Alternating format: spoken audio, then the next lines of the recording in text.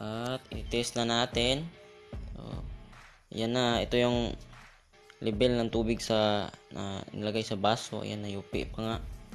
At ayan, pindutin na natin at makikita natin na may ayan. May dumaan na tubig. Tapos hanggang dyan lang talaga siya. At ayaw talaga tumaas. At didiretso sa nozzle ng mini water dispenser. So wala talagang lumabas kahit konti. Yan. Yan, hanggang dyan na talaga siya kasi parang ex mo. Hanggang dyan na talaga kayo. At ito na nga.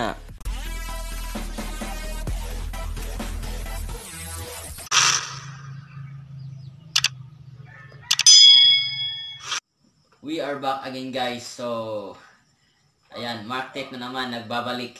So medyo matagal-tagal din tayo hindi nakapag-video kasi yun na nga, sobrang busy sa business natin. Tsaka yun sa shop, tsaka sa kabilang shop na naman. At tsaka ngayon medyo may free time na. So upload na natin, guys, kasi baka na-miss yung mga tutorial videos namin. So ayan na naman. Yung gagawin natin ngayon is ayusin natin yung DC water pump, yung sa mineral water, guys. Yung at pag pinindot mo yung para mag-pump siya, tsaka tumagos aagos yung tubig diretso sa baso nyo. Ayaw dumiretso. Hanggang lang, mga 1 inch lang, hanggang 1 inch lang yung yung tubig, tsaka ayaw na dumiretso. So yung problema doon is may problema yung DC water dispenser, mini dispenser pala tawag yun, guys. Mini dispenser, sorry. So gagawin natin yan ng solusyon. So ititest lang natin siya sa labas kasi mas malinaw sa labas, tsaka mas safe sa tubig. Kasi pag dito tayo sa working station natin magtitest, delikado yung ibang units dito. May mga laptop kasi dito, guys. May mga laptop dito na makita mo dito, mga laptop, mga cellphone, mga desktop. So bawal talaga dito mag-test kasi delikado. So So wag na nating patagalin to, guys. Ititest natin sa labas para makita niyo talaga yung actual video kung paano siya, kung anong nangyayari pagka pindot mo ng on. So dapat talaga didiretso yun sa sa baso, di ba? So hindi talaga siya didiretso. So tingnan niyo lang sa video. So without further ado, let's dive into the video. So nandito na tayo sa labas, guys, at ito na nga, titest na natin. So mas maganda kasi dito sa labas, safe na safe pag may tumalsik kasi walang mga gadgets. So dito na lang tayo at i-test na natin. So yan na, ito yung level ng tubig sa na nilagay sa baso. Ayan, nayupi pa nga. At ayan, pindutin na natin at makikita natin na may ayan, may dumaan na tubig. Tapos hanggang dyan lang talaga siya at ayaw talaga tumaas. At didiretso sa nozzle ng mini water dispenser. So wala talagang lumabas kahit konti. Yan. Yan, hanggang dyan na talaga siya kasi parang ex mo. Hanggang dyan na talaga kayo. At ito na nga, wala talagang lumabas. So paano ba yan? Wala talaga kayong chance. Charot. At wala na, ito na. Baklasin na, wala nang paligoy-ligoy pa.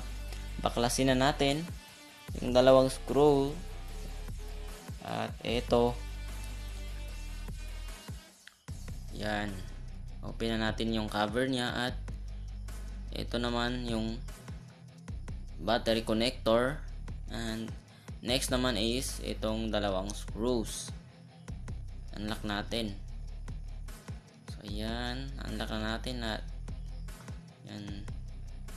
Oh, ito na. At meron pa din itong tatlong screwdriver. Screwdriver ba tawag nito? Screw lang. Sorry, screw. Isa na lang. At ma-open na natin itong pump niya. Pinaka pump niya. At yan, na-open na natin. So yan, makikita nyo. Yan, yung may limang ano ba dyan. Basta yung hinawakan ko is ay alog-alog lang natin para makalibrate at humigop ulit ng tubig. Yan, kasi yan yung higop ng tubig, guys. Yan, alog lang natin konti. At yan sa ano point ng finger, guys. Kailangan pumasok talaga yung yung metal ba yun sa diyan sa yung may butas sa gitna para pagka spin ng DC motor ay magba-vibrate din yung niya, yung pump. So binalikan natin yung screwdriver niya. Sorry, screwdriver na naman. Screw lang guys. So yan, papalikan natin yung DC motor niya. Yan, ayusin lang natin para walang tumagos na tubig sa gilid-gilid. At i-lock na natin yung dalawang screws. So yan na, at babalik natin yung battery connector at higpitan natin para hindi mag-lost contact. So ayan, ibabalik na rin natin itong cover niya. Ayan na. So lock na natin yung dalawang screw niya para matest na natin. Ayan. Okay. So ititest na natin doon talaga sa actual. So labas muna tayo sa shop. So ayan, makikita nyo yan, yung tubig na umagos sa baso. Thank you for watching, guys. Peace.